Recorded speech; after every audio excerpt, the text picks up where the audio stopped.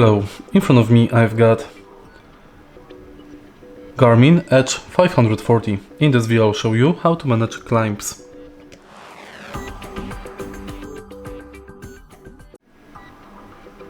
In the beginning, let's go to menu by pressing this button. And next, enter activity profiles. You can also go down and go to menu. Select your profile, enter climps, and here you can enable or disable ClimbPro. Change climb detection mode. Select between always or navigating, and change terrain type.